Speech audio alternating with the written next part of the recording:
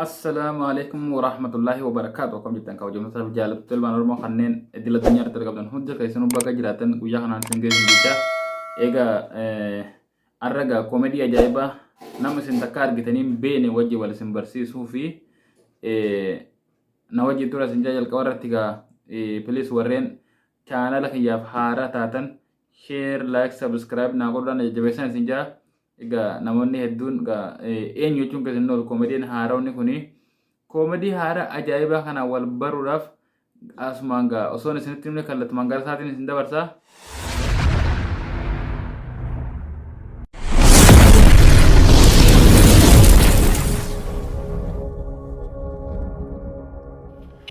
Maal dubbatu miti malee waan barri fide maal dubbatu miti danda'uudha malee. Maal nutti mika waan ta'e waan dhugumaa namni namaaf qorichumaa jedhama. Maaloo nalanii mala yaalaa sana kun ilaalanii ol fuudhanii gadi fuudhanii hunda nagaa batanii ilaalchisnu. Tole. Cirracha si keessatti argamee naan jedhe. Gibeedha moo hawaasni moo waameedha moo gaannaaleedha kana keessa kami ati kan waldaadha gurmaanii fatteeniif dhagaanii si keessatti argamani. Maal jara nagaa akkasuma godhe wallaaleen. Maanni. Bishaanin naa waraabdu qalalluu waraabdu cirracha wajji wal batti macheennaa ishii cirracha sana waraabdu cirracha sana nan dhugee garaa koo keessatti walitti qabatee shidha. Lakkisaa rabbi sodaadha. Ani qulqulluma isaa waraabaati. Ani akkamittan cirracha wanii waraaba.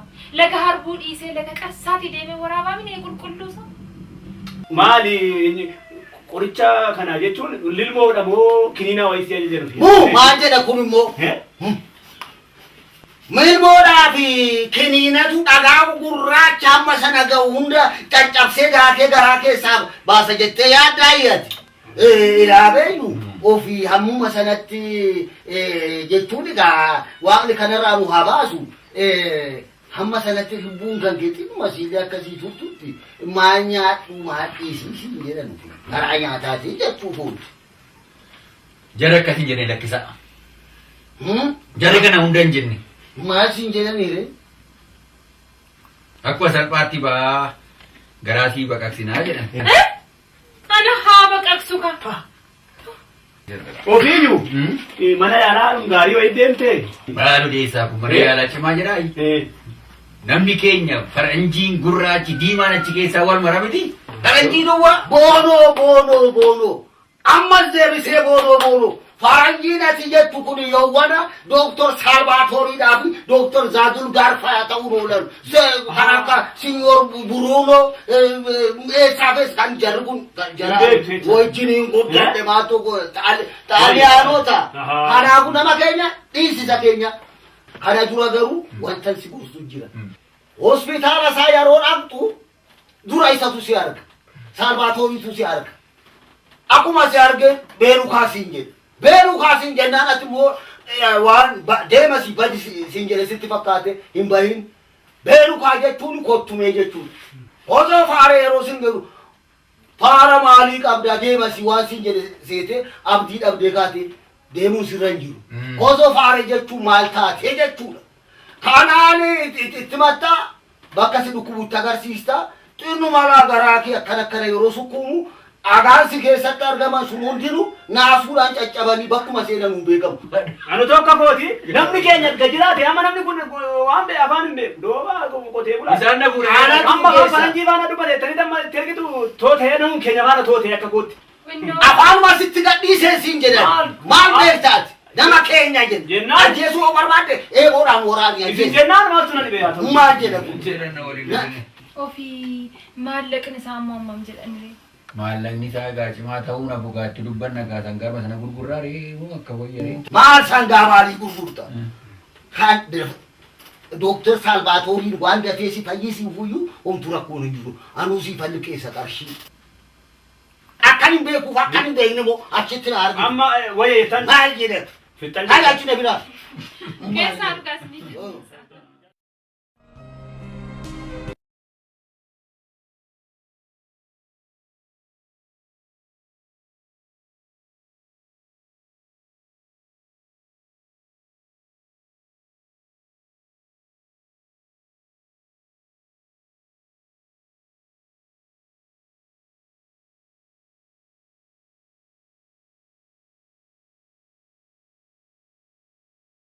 Nora. Sena.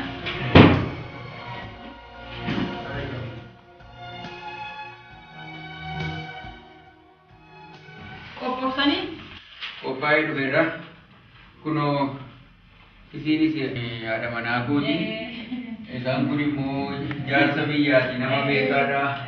Kanaa jedhee fudhadhee dhufee nama beekaadha. Isaan kun nama biyyaa beekaadha. Isiinis immoo akkana. Yeroo files hin barbaachiftanii babarkeessaanii sa'a muraasa booda baaftanii deebi'uu danda'u. Ammastiin isin ala turuu dandeessu. Babarkeessaan deemuu hin dandeenye. Nan jedhe.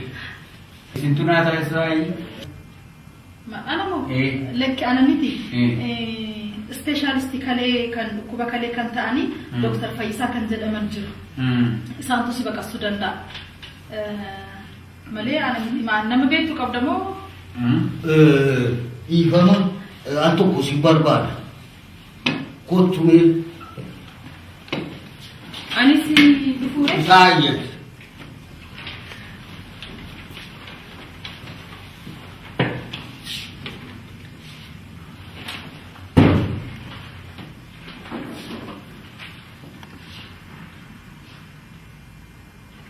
Fidi karshiku. Fidi siyere. Hamaman dubbachisi fidi karshiku. Maaltu badee? Faranjii badhaadhaan koo taskaa jedhana siin keessa malee lafaan abbaa ishee ta'e faranjii malee kan garaa kan kootu homtuu durii dhiitti anis immoo taksii hima. Beesee sitti simaati faranjii meeqa keessa jiru miti isa malee ta'uu jira. Jajjaba hotu beeku. Beeka bisitti naa himaa gara caalu. Taksii himaati.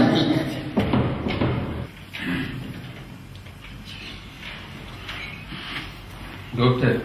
Qophoftanii? Deemuu dandeenya. Abacha. Hin ta'u wanti kun. Maal? Hin ta'u hin jedhe. Ifama naa godha. Doktor Sipeeshaaliin kan beekamee jedhe Doktor Saalbaatooriin faan as keessa jiru miti. Faranjii meeqatu as keessa jira. Gibbii adiiti kuni malee namichi kun haduuf moo hajiraatuuf namni kun hin jedhe. Dhugaadha Dooktar. Abbaa ijoollee kooti. Abbaa ijoollee kooti. Harka koo mirga tadaraaki. Faranjoonni kun akka loonii as keessa yaati. Isaan harkaan naafaa qaqqabatanii geestii fi yadaraaki. Horiin amma fe'e haa ba'uuti. Dhuguma jedhan ani faranjiin meeqaan beekaa as keessa dooktarii meeqaan jira jedhina taasisuu baannaan an dhukkuba koo baadhadhee galamanii ta'u jaarsi biyyaan natti malee hundayyuu mari'annee Amma fe'e haa ta'u geestii biyya. Yadaraaki. Aabuun siniin jedhe. Waanuma fe'ellee kaffalta malee horii birra akkati Qarshii namaa tokko rakkin hin jiru. Qarshiidha. Rakkin hin jiru. Qarshiidha. Lubbuun hundi isaa nu fayyadu. Isuma barbaanna. Egaa babarkeessa. Wanta isin ajajame kana raawwachuun immoo kan abbaati. Dooktar faranjiin meeqaan as keessa hojjetanuu moo? Darbeellee gara du'aatti si geessuu deema. Kanaafuu wanta si ajajame raawwachuun immoo kan Hin galla faranjiin meeqaan otoo as keessa jiru hin galla mana koo. kanaafuu maal yaadda? Hin ta'u. Nan gala mana kootti. Maal jettee ta'a? Achitti na eeggatu. Rabbi siifatu loobu.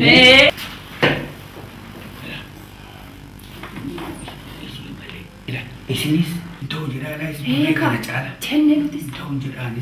Ta'u malee faranjii malee otuu maalis ta'e dhakaanuma keetiin awwaalamuu si wayya faranjii malee. Faranjii.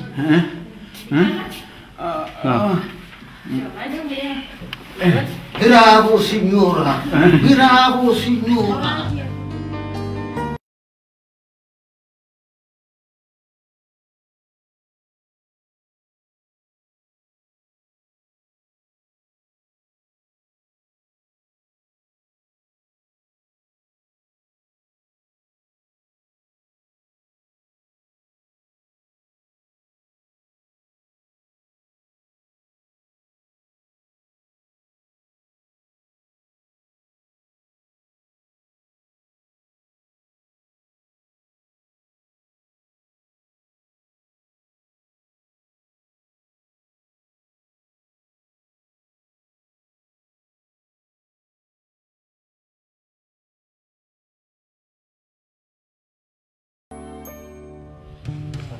Wajala naman.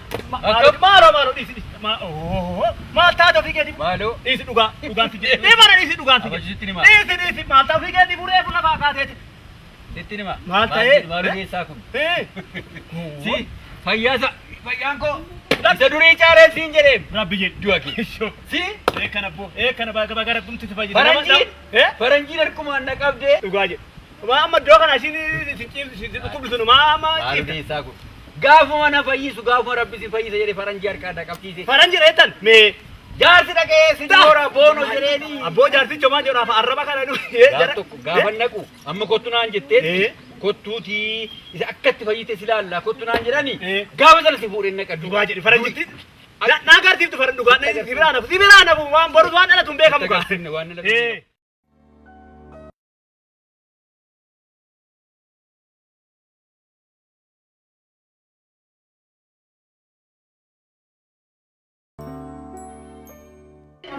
Fayyada. Akkam jirtu. Fayyada. Kasih kan ada tahu. Jirtu. Amma maaf sitti dhaga'ama. Ani moo. Fayyuu sakamiin dhugaa rabbii dan kutat ala nerama. Ada lupa. Dan durii danda'ee mirgatti hin cimne homboo ittiin Akkuma barbaade ciisa dhugaa. Gaariidha yommuu deemtu yommuu fincaan fa'aa fincooftu akkam. fayyaa koo duraa caalin waan gammadee amma baar banda kulubsiisee wanti nuti Ada kulubsiisa. Ada lupa. baar amma naan fiigaa maan tokko irratti nagaamu gammachuu malee. Natti moo? Ontu. Paatu. Qodan sinjere. Situ na fayyise faranjii kanaan nageessee faranjii biraan nageessee. Faranjii oolee hagalu. Faranjii oolee hagalu. Hin fayya amma immoo hin qotaa jira sirriitti. Maala kun natti dhaga'ame isin hin dhoksa. Fayyaa kooti ogurtu natti dhaga'ame isin hin dhoksa. Isumatti kottaa gaafa sana gaafa ji'a tokko kottuu jettee fi nafinii jedhee namni yoo boru jedhee fudhadhee dhufe malee ankaraa waan tokko barbaachisu isumatti jetti dhufee lamtee umnee waan ta'e gaafa yeera jedhee sitti si galatan si galfadhee atis kottaa waan nuun jettee inni kunis immoo bakka isaa baruu jenneesuma iyyuu nama qaqqabadhee dhumne beektaa. Gara fuulduraatti akka baru. Hundarra kan caalu fayyuu keeti. Asirratti yoon dogoggore obboon fa'aa waan sirreessuu dandeessu. Sangaa abbaan gaafa cabsee ormi maal godhaa jedhu. Ija jaamsa jedhan ija jaamsa. Ija jaamsaa. Anis kana mammaaksa kana kaasee fi hayyoota baay'ee qabna. Beeksota hedduu qabna. Fakkeenyaaf isin keessaa qonnaan bulaan jira. Kaan daldala ta'uu danda'a. Kaan barsiisaa ta'uu danda'a. Amma fakkeenyaaf isin qonnaan bulaa taatanii isin qonnaan bulaadha moo fedhee yoon isin tuffadhe ogummaa keessanii yoon isin kabajuu baadhe iddoon yoon isin kennuu baadhe mee maaltu isinitti dhagahama isinitti. Nun wal kabajuu baannaan walitti amanuu baannaan akka ogummaa keenya iddoo walii laachuu baannaan dhaloota dhufuuf mee maal dabarsina? Farruma kana dabarsina jechuudha. Akkuma nuti abboota keenya irraa baranne kana baranne ijoolleen keenyas immoo kana nurraa baratu. Fayyaa ta'a. Anis kana jechuu barbaade baay'ee faranjii faarsitu. Baay'ee. Obbo Barkeessaa lubbuudhaan qabamanii osoo jiranii yommuu sana adiin na tuttuqu malee faranjiin na qaqqabu malee faranjiin na fayyisu malee faranjiin na baqaqsu malee Dooktar Fayyisaa kan jedhan natti hin bu'u wette nama maqaa kette nama barate nama kanaaf ispeeshaalistii deebi'ee faranjii kan baqassaa oolu faranjiin na baqaqsu malee itti mormite. Dubbi keessa baay'ee mormitan. Wal ilaaluun wal taajjabuun immoo gaariidha. Tarii wallaalumas waan ta'uuf danda'u waliin kana yeroo koo gubee kan isin himuu barbaade. Haa ta'u anis lubbuu kee oolchuuf jecha dhaqeetan faranjootaan isaa sobsiisee hundumtuu ogummaa waan qabuuf nun akka booni baqasinaa naan jedhan garuu akisi limmoo adoochaa eega waraanatti booda gatii of hin barree fi isuma na waraanaa eeganne follaalii booddee Dooktar Fayyisaa dhufee naaf baqas fedhe kadhattee isaanis walii gallee kanaan dhufe. Har'a kan kanaan isa ga'ee akka fiigu, akka qotatu, akka gulufu kan isa gochisiise adii miti yookaan akka isin jettan faranjii miti. Kan isin tuffattanii hin ta'ettanii deemuuf kaatanii Dooktar Fayyisaa matu kanaan isa qaqqabsiise. Kanaaf asiin na waraanaa idaa. Maal jechaa jirtaa barkeessa? Qotachaan baane gulufaan baane fadha gulufaan baane gammachuudhaan ijjisaa ture utaalaa ture. Maqaa Dooktar Fayyisaa dhumnaan ammati waraane kaa.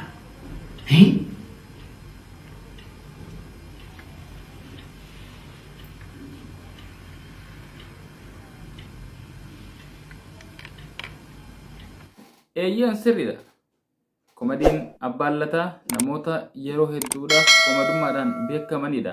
Oromoo keessumattuu bara Oromoon komediin beenetti gaafa Oromoo diraamaan beenetti kanneen ummata keenya bohaartiidhaan akka malee jajjabeessanii ummata keenya koflaan garaa kuusan keessaa akka bara kana jaaloo jiru kanatti warri dur ture inni hangafni abbaa lataa ture.